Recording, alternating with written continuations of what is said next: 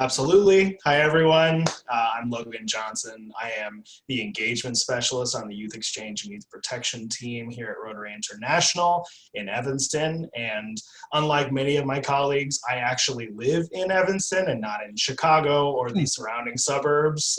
So here in South Evanston representing, and I'm really happy to be here with all of you today. I know that this year has been a trying year. I feel like this is what I always have to say when I meet with Rotarians, but it is truly been a trying year for the whole organization and Rotary Youth Exchange in particular, as I know many of you are feeling and very aware of. So I'm here to just talk about some of the most recent updates. I know that a lot of times that we don't always as staff get to present on the club level. So I want to thank Chris Ann for reaching out and asking and having me address this group of particularly committed members who are committed to our programs. It's a great honor for me to present to you guys today. And I hope that I'm able to maybe answer some questions that you may have and point out some resources that we have readily available, whether you have seen them or not. Some of these things don't necessarily go out on public facing channels, but I can assure you, and I'm sure that both Linda and any of our other youth exchange officers on the district level could tell you that we are regularly updating them as quickly and as efficiently as we can about the state of the program and what good next steps are to take, good positive next steps to take are for the program. That being said, I also want to thank John for having everybody introduce themselves today. I will be honest that my selfish reason for being here is that I would love to maybe promote this club on a wider level from the Rotary International perspective. I'm not looking to make any promises here, but I also want to make sure that we recognize clubs that are incorporating our programs. That's part of my initiative at the company to make sure that we're talking about how Rotary members really promote the programs, not just as great opportunities, but great opportunities for involvement in the organization for a lifetime. So I really appreciate, again, being invited today. And I'm just going to take a little bit of time to share just some of the basic updates recently. So that being said, I'm assuming I can share my screen with you. If whoever is the administrator for the session, if you'll give me screen sharing privileges, I'd love to just share a couple of things with the whole group. Yep, go ahead. Awesome, thank you so much. It's great that we've all become a lot more efficient with this lately, huh? I love it. It makes meetings like this with Rotary members so much simpler and easy to do. So, sure. Sorry to be a little bit like, it's very in your face, but recently, if you haven't heard, the Rotary International Board of Directors made a decision to further suspend the program throughout the remainder of this Rotary year. So that means through June 30th of 2021. This was a decision that some people saw coming, some people didn't. I will say from a staff perspective, we're of course disappointed, but it only makes sense on a global, when you look at the program on a global scale. We have many Rotarians who are not as happy about this decision just because in their country, it may be a lot more of an actual approachable idea right now to do in-person exchanges. But for the sake of a global response, we felt this was the most responsible choice to make.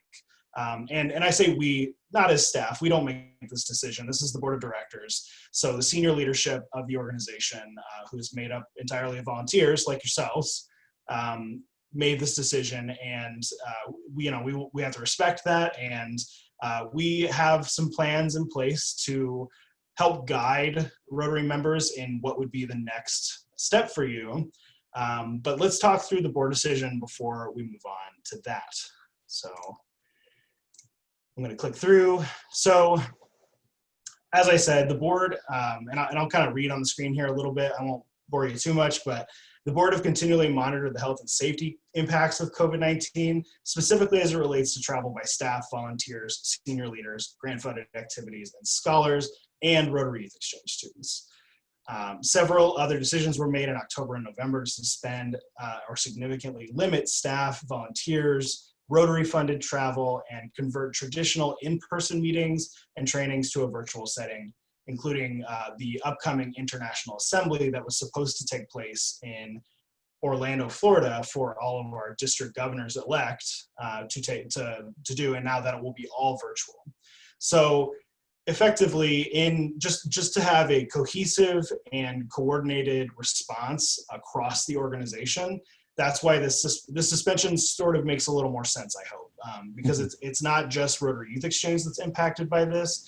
It's any staff travel that would have happened. It's any in-person meetings that would have happened that were Rotary funded. So that's really the biggest thing to take away here, I think. Moving on, what to take away from that board decision is that the board will, of course, continue to assess the situation on an ongoing basis. So just because that suspension is currently limited to the 30th of June next year, that doesn't mean that it's necessarily going to stay there. If the vaccine gets out on a wider level, perhaps it will make more sense to ease that restriction and help people to start planning short-term exchanges much sooner and begin planning long-term exchanges much sooner. And so this can be both a positive and potential negative thing. On the negative side, it could, just depending on vaccine availability and distribution and general safety guidelines given out by the WHO and the CDC, we will adhere to those things, and we'll make sure that the board is well aware of not only those recommendations, if they're not already, but also the recommendations from a youth protection standpoint. It also says that districts are permitted and encouraged to participate in virtual exchange experiences.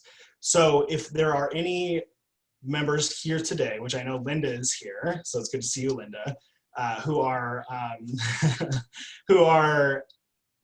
looking to perhaps do virtual exchanges. And I think this can also go for club level leaders. I know there are a couple of you here. If I remember, Peggy, you said you're a youth exchange officer, right, at the club level?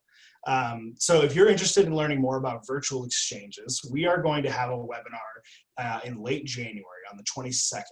And I can actually share that link to anybody who's interested.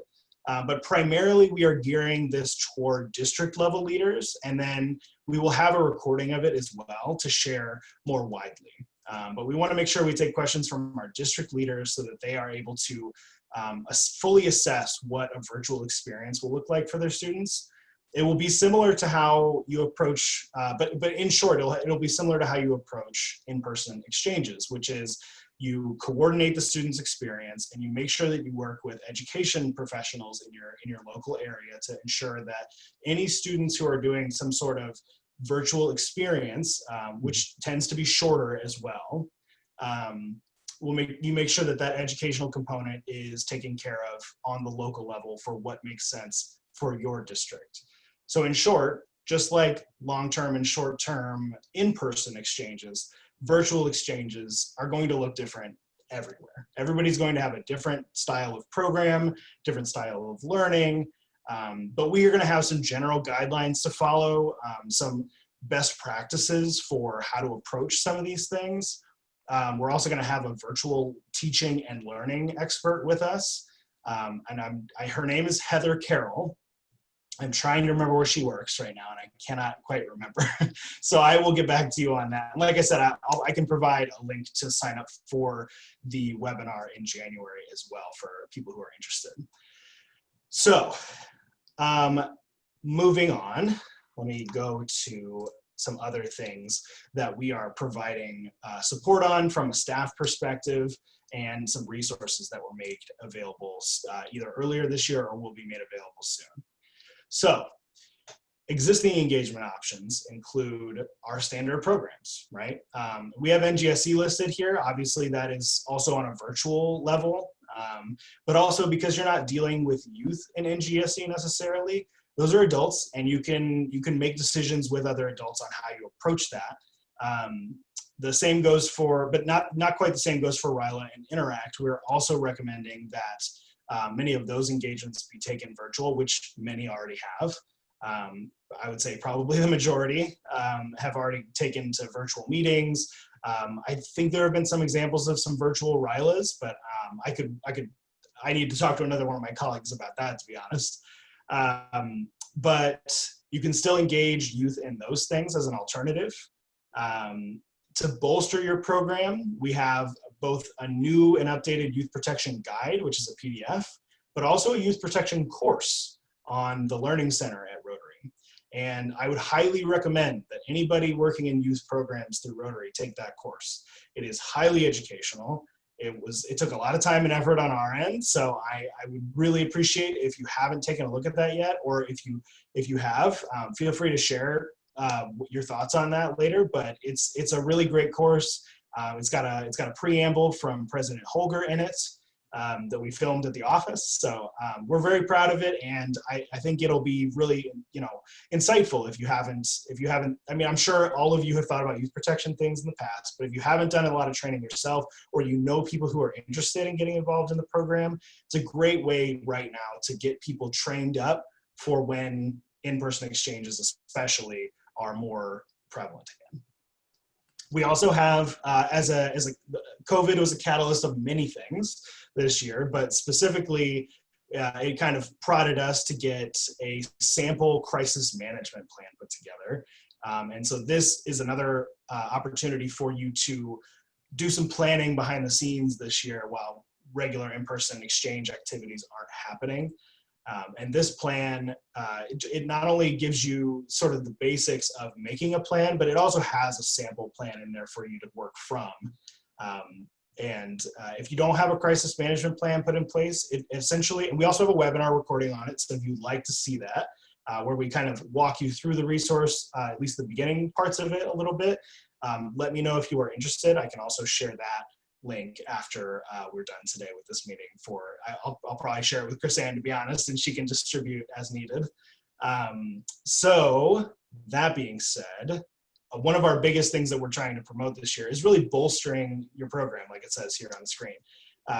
Bolstering your program now, planning now for a better exchange experience in the future. That's really what we want to see people doing, if not doing something like a virtual exchange experience. So, and like I said, there's a virtual exchange webinar coming up. And I think that's it. And I was stealing that from another session that we did last week with our youth exchange chairs from around the world.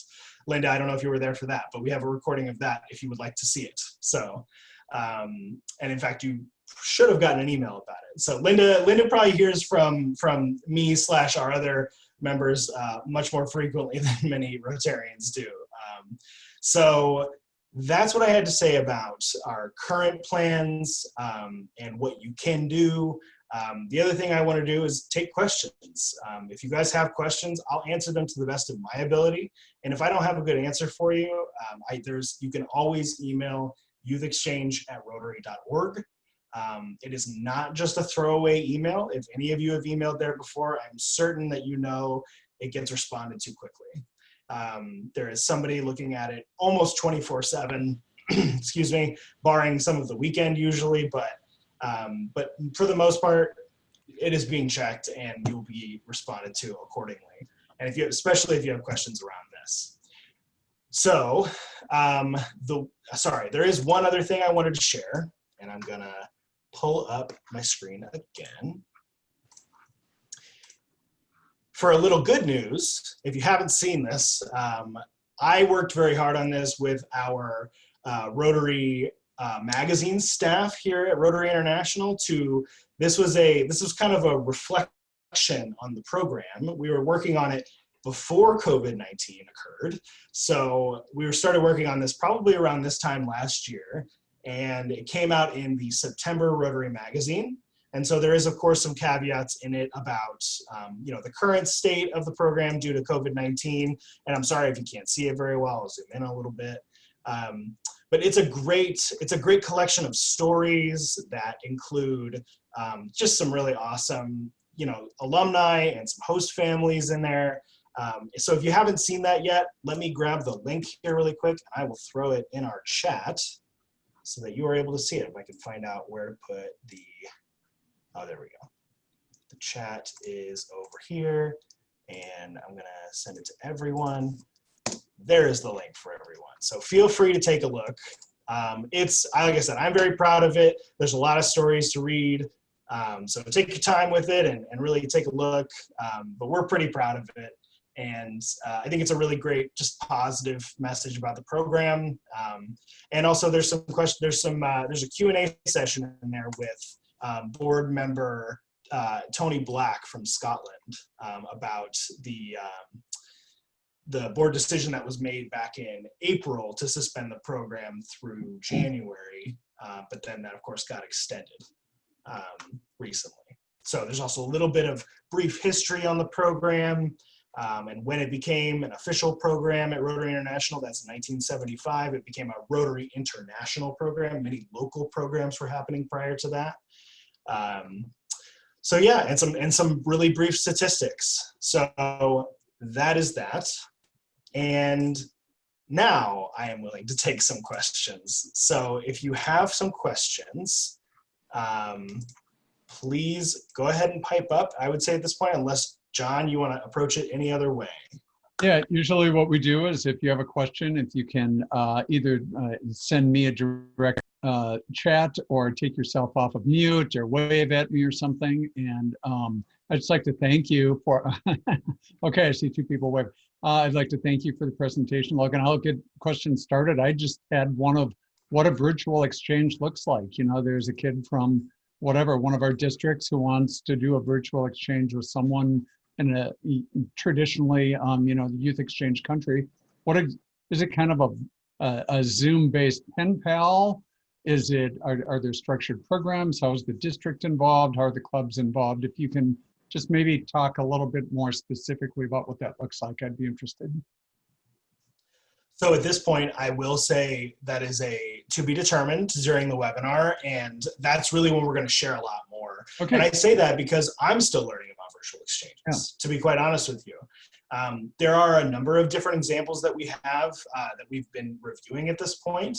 We also have some Rotary members who are currently working on virtual exchange curriculums, things that they can follow and schedules that they can follow. So like I said, I don't really have a tell-all about virtual exchanges at this point, and that'll be coming in January for sure.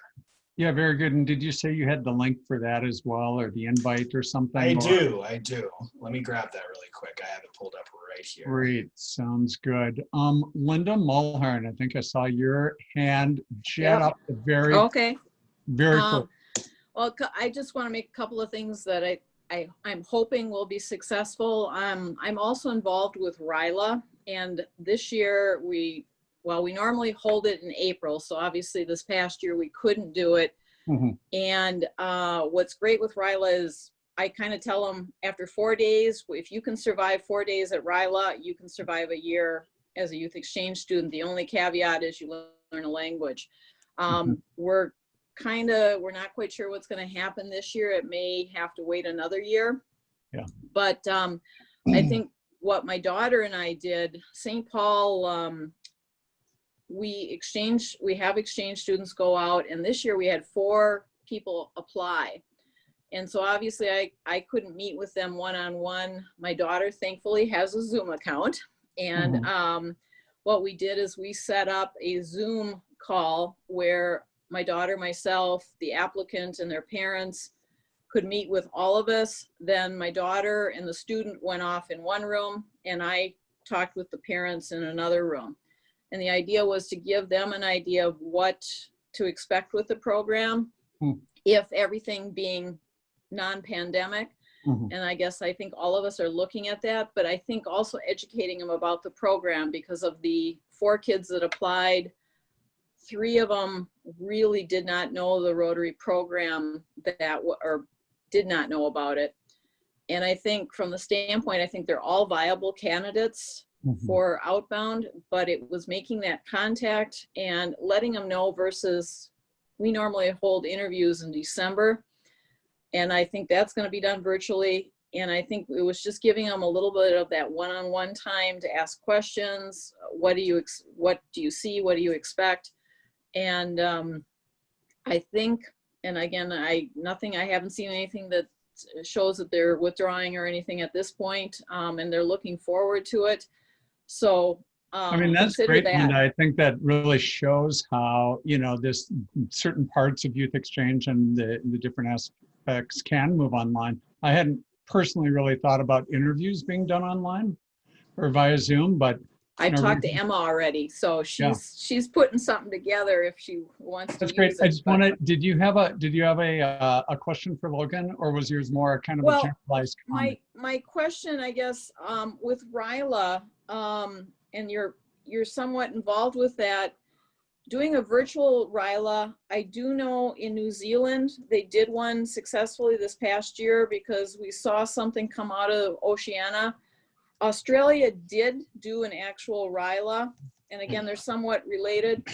How do you think this will work from the standpoint of programs that are used to having in-person get-togethers and then subsequently having to do things virtually? Because we create teams, and it's not going to make any difference with youth, but with RYLA, teams are very important, and you can't really create that if people come and go virtually versus in the face. You're there, you're tired, especially with RYLA or Youth Exchange. It really doesn't matter. Thanks, Linda. Logan, what do you think? As far as conducting RYLAs, I will say also that is not my particular area of expertise. I have my colleagues, Erica, Dee, and Caitlin, who could probably all speak to that far better than myself. But in terms of the transition between doing what you traditionally would do in person and trying to translate that to a virtual format, I would say that there are some opportunities to do that, but then there are some opportunities to innovate. I would say that's my real answer to you, is that I think innovation is going to be crucial to making a virtual exchange a meaningful experience. And that's what I really hope that that's our main goal to communicate. The title of the Zoom webinar for the virtual exchanges is creating a meaningful virtual exchange, not just a short-term exchange or a long-term exchange, but a meaningful virtual exchange, because I think that's where a lot of the disconnect is. And I'll be honest, it's a little bit of disconnect for me. But I think now that I know a little bit more, even just a little bit more, I have a lot of faith that virtual exchanges will be just as beneficial in some ways as the in-person exchanges were. And that can still exist in both the language acquisition portion of it, because you can still have that, albeit virtual face-to-face, but it's face-to-face interaction with somebody who speaks another language. And that's, I think most of you will understand, and I can say that I do not understand, but I am envious of those who were immersed in a culture that, or at least even had any sort of FaceTime with somebody who spoke another language that I was actively trying to learn. When I was younger, I did not have that experience. But I know how crucial it is. And so that is one of the biggest takeaways I think virtual exchanges will be able to offer. But in terms of the sort of in-person experiences that you normally would have and the types of programming that you have on an in-person, you might have to reevaluate exactly what the core of the RYLA experience is for your local area, because RYLA can look even just as much, and even more so in some respects, so much different in every district. Sometimes it involves youth, sometimes it involves people who are not youth, and sometimes they're longer, shorter, weekend, week, 2 weeks. There's so many different kinds, and there's so many different goals with the different RYLA experiences. So it's really focusing on what are your main goals and how are you going to achieve that in a virtual setting, and really working on innovating in that respect, I think. Thanks very much for that question, Linda. Elaine, you had your hand up. I'm sorry, I'm going to try to whip through questions a little quicker, just as we're approaching kind of the end of the hour here, and we usually stay a little later, but Elaine, go ahead. Well, we did, one of our students from North Star did a virtual exchange with his supposed to be partner in Italy over the summer. And it was a 3 meet-up session. The first was just a meet and greet, all of the students, the youth exchange officers, and the 2 district coordinators were on the exchange. The kids got to see each other, you know, hi, I'm Tommaso's, you know, partner, so on. The second meet-up was an opportunity for each student to present a short video about their hometown, one that could be produced themselves or a professional one. And then their third meetup was a meal. They were supposed to show or create a meal that was typical of their family, and not necessarily their country, but their family. And we had a 4th one, but we ran out of time, and that was where they were going to have to do some sort of a joint Zoom mash-up song and dance or piece of entertainment or presentation.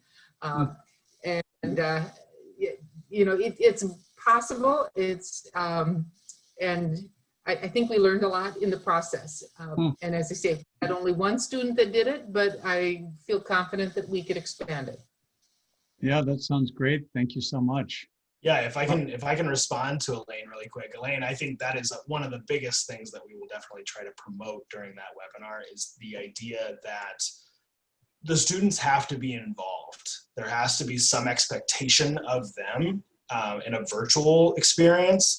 If there isn't, there is no buy-in. So that's the problem. So if they're not expected, if nothing is expected of them, and they're just except for absorption of information and knowledge, that's not going to create a very meaningful experience for them. And that there is some research behind that we'll present in that meeting. Like I said, I wish I had a little bit more on what we're going to present, but we've just started conversations with Heather, our expert, and we really want to show what works and what doesn't in terms of some practical things, some practical examples, I should say, and then just some general ideas that you could apply to the sort of innovation that I was speaking to before. So. Thanks, Logan. Thanks, Elaine. Greg White. Logan, thank you very much for your presentation. It was very illuminating. You're talking about beginning the program again, if I can say August 1st of next year, July 1st of this coming year, 2021. Does that mean that the districts, the local exchange programs should start recruiting now in order to be able to send students abroad this coming August? Or do you want people to start the whole program again in August and then for the following year after that? Thanks, Greg. So I appreciate the specificity of your question. However, I can only respond with vagaries. So because the answer to you is that it's going to change for everybody, right? It's not, and also we just don't know what the state of the world is going to be come, March even of this next year. And the board, I can assure you, will be continuing to monitor the situation and not just the general situation, but how it will impact all of Rotary International, including Rotary Youth Exchange. Rotary Youth Exchange has been a primary concern when it comes to COVID-19. In fact, if you have, and I think I have this link pulled up somewhere. Yes. So if you have not seen this, and let me get it again in the chat for everyone, there is a general page of frequently asked questions about Rotary and coronavirus. And this frequently asked questions page also has a Rotary Youth Exchange section that includes some general guidance about what we are suggesting for the program. For anybody who is curious. So to answer your question as best I can, Greg, I would say that whatever the process is for your district, if your district's process is about 6 to 8 months out starting to recruit, I would say consider consider the virtual exchange experience, because that is a sure bet. That is something that you can definitely do.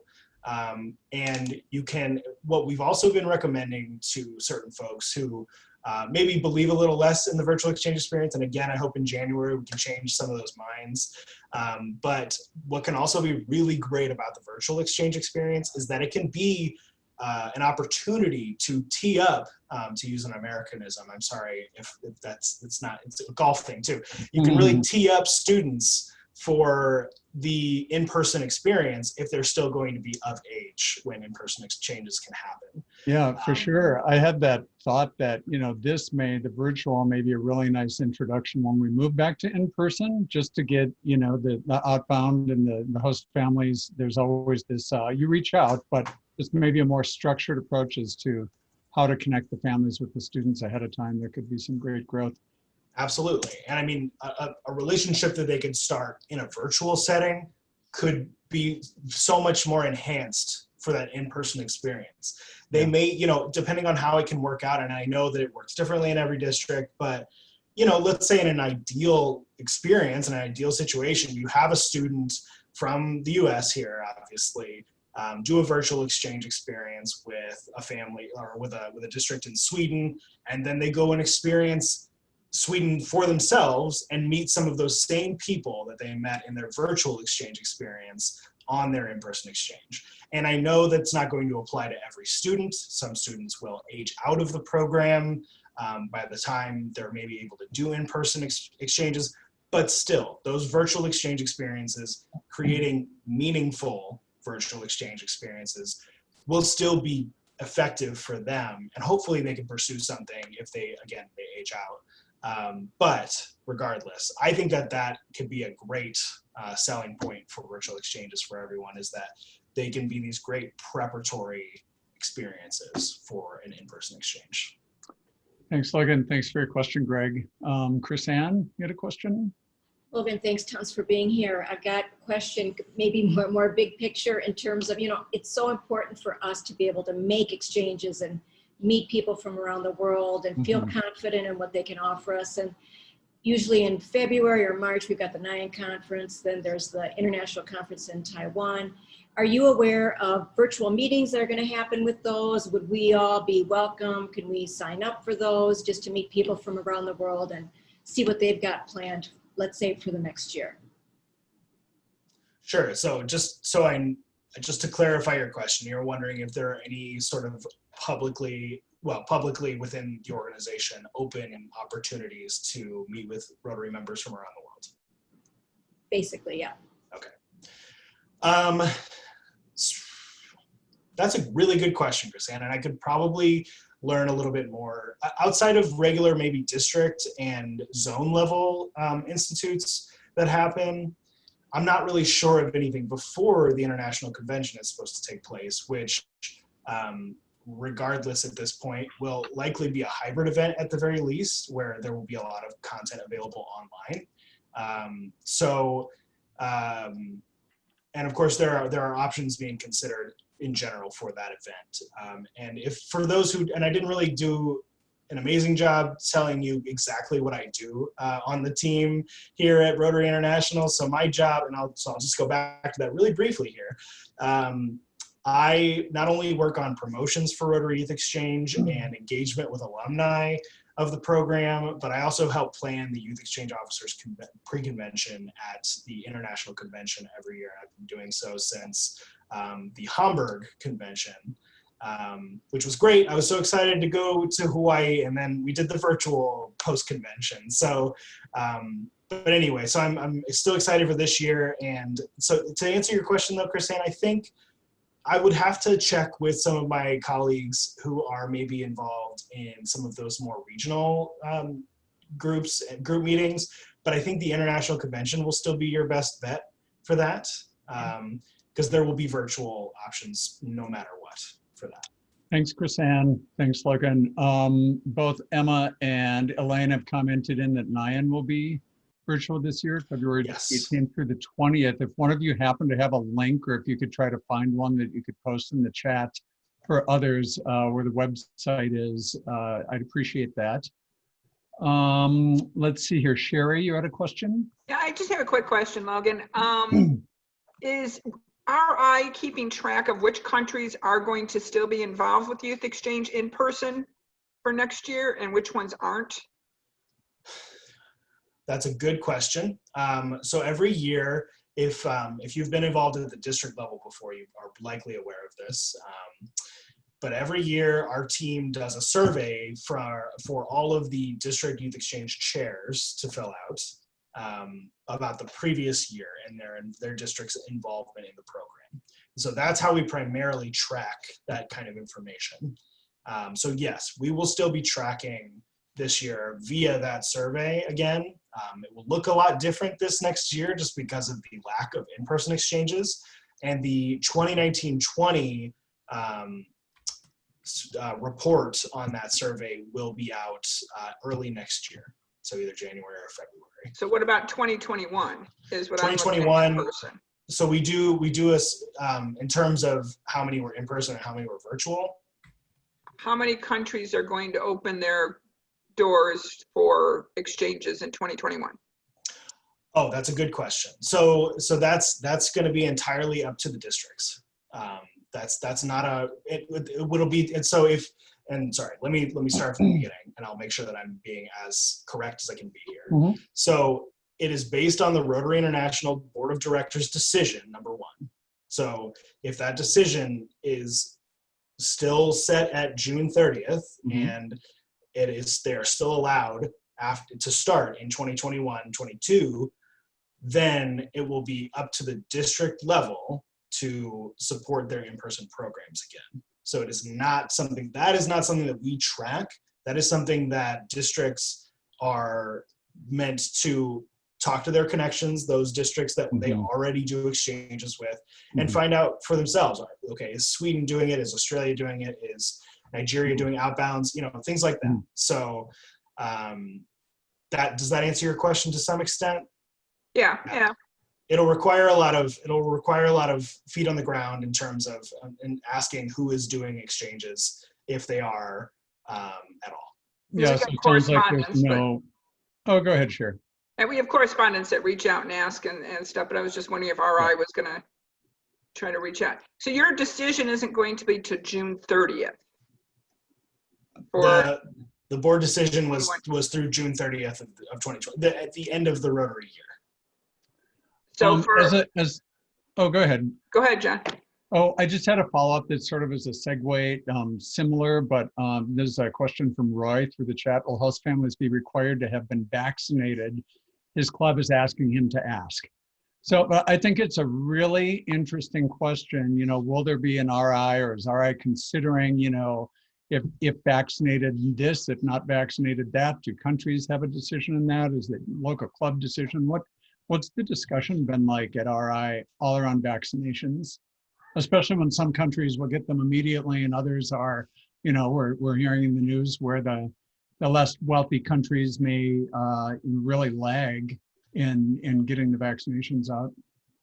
Yeah, I think that's a really poignant question to have asked, Roy, so thanks for bringing it to the table. But I will say that, honestly, just because of the lack of availability for the vaccine, that has not been a topic of discussion yet, because we're not even talking about in-person exchanges again just yet. Mm-hmm. So as far as a Rotary International mandated thing, I honestly don't know. I would have to get some more information on that and get back to you. But generally speaking, I don't know how often Rotary International comments specifically on medical things like that, specifically medical regulations and restrictions. So aside from general, like youth protection policies and things like that. So I would have to get more back to you on that one. So if you Logan, we're really hitting you with a bunch of questions that are a bit out of your domain, but it's a little bit out of my domain. That is something that, definitely the senior leadership would consider and have to speak to. But as far as requiring host families specifically, or students for that matter, I can't say for sure. Yeah, very good. Quick comment, just the New York Times today had an article about businesses mandating it for their employees, and they said that is a no-win situation. Yeah. They can't mandate it, and yet at the same time they might want to promote it, that their employees are vaccinated because they're a healthy company, but it's a no-go overall. Logan, you had mentioned some interest in our e-club. I would just like to share, we're right at our 1 hour mark, and we are happy to stay a little later if you are for a couple of additional questions. I did want to just share with people not normally in attendance that we welcome anyone. We started the e-club a year ago with a fee, a donation if you attend, but that fell off pretty early. We'd just love to have you attend any of our meetings anytime. If you choose to be a member though, or if anyone around the country or from adjoining districts, if there are people who are no longer able to join or rural areas, we would love new members, anyone who is really enthusiastic about Youth Exchange.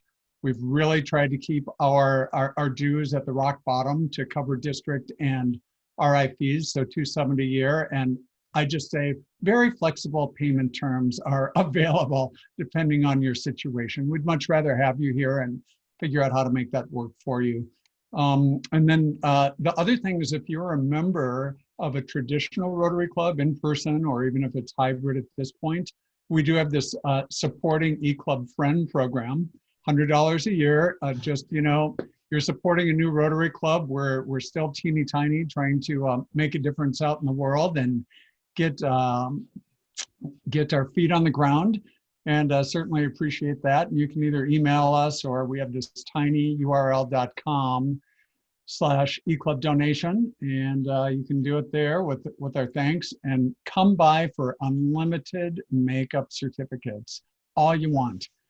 And then I'm going to do the four-way test. We end our meetings with the four-way test. We won't end, but I know that people tend to fall off right at 5:30 our time.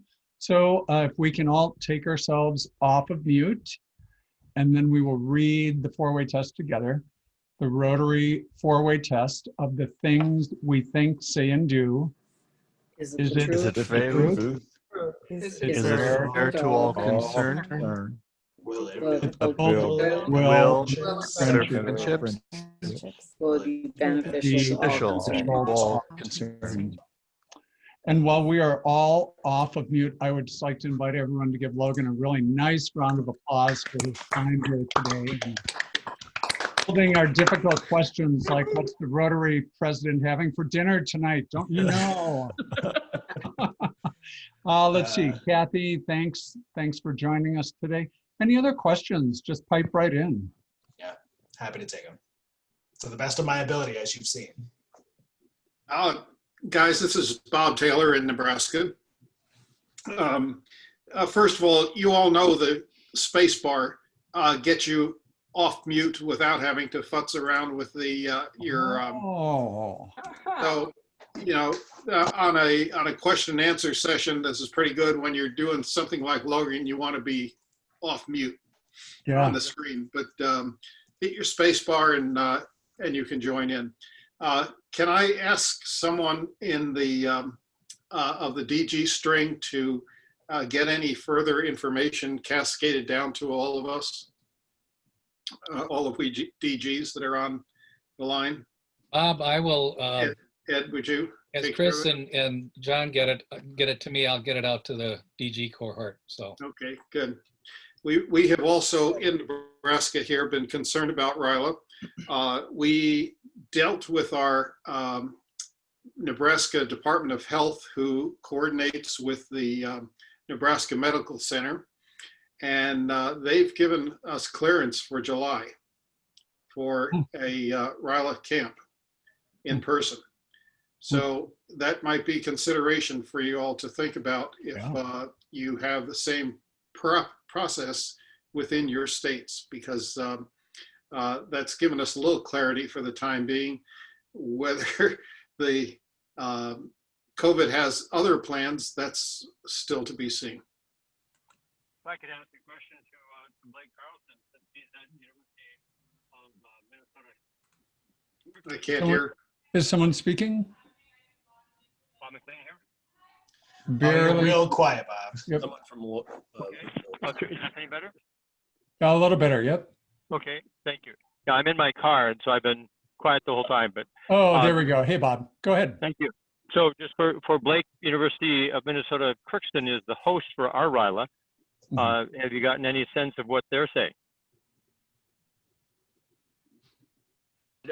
No, I don't know that anyone has checked with them, Bob, but right now they, see, it's been 5 weeks ago, they let their students were done there. They are not coming back until after January, but no, we haven't talked to them. So I can't answer that. I'd be curious with my classmates, have anyone entertained the virtual idea? Because it's come up on a number of occasions with our RILA team, and they seem understandably reticent about virtual because so much of what they do is interpersonal and hands-on. Of course. We've talked about it a little bit, but there's a lot of trepidation about doing it. I know Australia did it and they did a nice job with it, and they have it on their website. I'd have to see if I could find the link. New Zealand did it virtually. So something to think about, but Australia had a doctor actually, or a soon-to-be doctor, taking temperatures every day, and then they did the socially distancing, but they did all the climbing of ropes and trying to work with each other in Australia. I think instead of climbing ropes, they crawled through the mud, but it was kind of fun to watch their video that they did because New South Wales said basically if you screw up, if a kid gets COVID or there's a super spreader event, we're gonna have to shut, it's gonna shut everything down. And Rotary was able to prove that they could do it. And New South Wales was able to say, yeah, we can do this with a lot of good planning. Linda, before the end of the meeting, can you see if you can find the link to that video someplace and throw it into chat? I would personally love to watch that if you happen to be able I'll tell you, I've got to find the email. So why sure. don't I'll send it to you. Okay. And sounds good. A lot of people on the call are not on, this went out to a pretty wide distribution list. So okay. Yeah. If you happen to find it before the end of the meeting, throw it in. I'll see what I can do. Okay. Very good. Thanks. Any other questions? Yeah, it strikes me like it may be hardly ideal, particularly for RILA.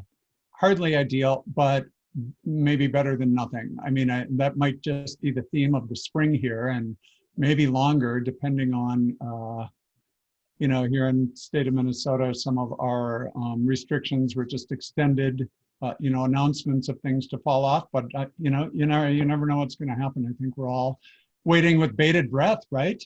What will the impact of the vaccine be? And will the numbers go down both nationally and worldwide? And it's a interesting time. I'm personally curious to see if some countries with very low rates, Australia, New Zealand, and others might begin, if they might start exchanging with each other over, maybe this is a country by country type of decision that's made, kind of, Logan, to your point, where it's really district by district, but some countries may say, okay, well, we'll go with even some travel restrictions early on that were based off of caseload. So it'd be interesting to see. Yes. In terms of travel, in terms of not youth exchange, but in terms of travel, there are a couple of countries, I think, including New Zealand, maybe the Cook Islands and something else that are going to start opening up, in a sense, a pod for travel. So it's like 3 countries that can travel amongst themselves. That is coming. And yet, would they want anyone from the U.S. coming in? Probably not. We have that challenge. That's definitely going to be a challenge for this country. I agree. Yeah. Linda, thank you so much for the video link. You've done it. Thank you. Great work. Yeah, I'm sorry, Logan, I cut you off. It'll be No, it's okay. I really wanted to recognize Emma. I know, Emma, you're probably just very connected with this group here. It's just nice to see you. I know I added you on Facebook a while ago. I'm trying to keep up with the Rotex International changes of leadership as it comes. I'm excited that there has been a change in leadership recently. I know it's just part of the process, but I just wanted to ask, are you excited about that? What have you guys been doing? Anything to update? Logan, Emma is our superstar. So Emma, can you just introduce yourself to those who don't know who you are and your big new role with Rotex International? Yeah. I'm North Star is where I'm from. I'm from Minnesota, so this is my area. But yeah, I went on exchange 5 years ago. I was president of North Star Rotex last year, but then I ran for the Rotex International Board this year, and we had elections online in August, and so I was elected then, and I'll be on board for the next 2 years. Awesome. Yeah, I have a particularly strong connection with Hans Lee, who is from Germany, originally from Taiwan, and he is, boy, he's just been a really fun guy to get to know over the years, and really helped kind of, I think, bring Rotex International kind of where it is today, and over the last few years, and so. I'm always just excited to see what you guys are doing. I'm happy to be part of anything. So I just want to extend that offer to you again as co-president. So if you ever want me to comment on anything, or if you just have questions, or you want me to present in some way on something in particular, I'm happy to do that. So yeah, thank you. Yeah, for sure. We're keeping busy with just getting our new website up to date. Hans is helping a lot with that, and yes, it's been good. It's been challenging sometimes, but it's been good. Yeah. I just really admire Rotex International because it's such a great sort of, it's literally a conglomerate, if you're not familiar, of Rotex alumni associations from around the world, kind of just keeps everybody in the loop to some degree, and they've just been a source of a great joy for me, I think, in my job in the past. So, like I said, I'm excited to see what more is to come under your leadership, Emma. Yeah, I'm looking forward to it too. Yeah, awesome. I'm going to jump off, but thank you so much. I appreciate it. Yeah, thanks, Bob. I'd like to throw the invite out to everyone. If you have ideas for speakers, anything in the youth exchange realm, we've had speakers from, we had someone from Senegal, like presenting from Senegal. We've had people attend the meetings from South America and Europe. We had one of our former outbounds from Minnesota who is married now and lives in Faroe Islands, north of Shetland Islands in Scotland, middle of nowhere, attend and present. So, I mean, we're not limited just to our district or just to our state. And any ideas, we are open. We're filling the calendar for 21, and this has just been it's been a wonderful year for us. And this is also, just as an announcement, our last meeting of the year. We'll take the next 2 weeks off, and we'll meet that first Wednesday in January, always at 4:30, always the same link. So anyone here, please join us at any time. We'd love to have you. And, John, just to give you a little bit of a lead here on that front. Yes. So I have recently worked with, I don't know if anybody, you just raise your hand if you are familiar with the name Shindo Kondo from Tokyo. No? Okay. He's one of the leaders out there of let me try and get this right the first time, the Rotary International Japan Youth Exchange Multi-District. RIGEM is what they go by. It's a big, long acronym. So they are a multi-district that comprises every district in Japan in their Rotary Youth Exchange program. And so we had him present during our crisis management plan webinar earlier this year. And the reason that he's related to this club in particular is that just last week, they did something of a ceremony in Japan, in Tokyo, to kind of celebrate the chartering of a satellite club that comprises entirely Rotex. So there's a new Rotary club in Tokyo that is all Rotary Youth Exchange students by mandate. So it is, you must be a Rotary Youth Exchange. I know that's probably not the rule here, but it is there, and so I can very easily make that introduction for you. Shindo he's not the leader of this club, but he definitely was a big part of it. So I can connect you to him, and if you'd like to either have him come and present, or somebody from that club, or maybe just have some sort of, I don't know how many of them necessarily speak English, so it could be but it could be. Yeah, no, that's a great idea. There's a new e-club that's come online in our neighboring district, 5950, the Minneapolis kind of side of the Twin Cities, the e-club of Global Horizons, and the president, we're trying to line Paula up to speak just to learn about the club. What's going on. I think these e-clubs, these kind of focused e-clubs, and the the motorcycle enthusiast of Southern California, they were kind of the first ones out there, the Harley riders, and they came together around Rotary. I think there's some potential for really gathering around something that you're passionate about within Rotary, and meeting in this format might endure. long after COVID is a distant, hopeful memory. So Well, yeah, absolutely. but I think this, this club I would love to get to know more about them. It'd be great to have a speaker if we can figure out, if it's not too very early in the morning for him to present, but a little tough. Yeah, I would say if you can push your meeting back a little bit to later in your evening, it might be easier for them. But I usually have met with him in the evening for him, which is very early morning for me. So for sure. Or I know on rare occasion we have just filmed, or recorded the interview ahead of time, and then we present it during our regular meeting time. Totally. Great. Yeah. Any other ideas? People from clubs, exchange students that have gone out in the past that you feel like they have. Many of our meetings, we focus on exchange students who have gone someplace, and some do speak about their exchange, or some more so than others.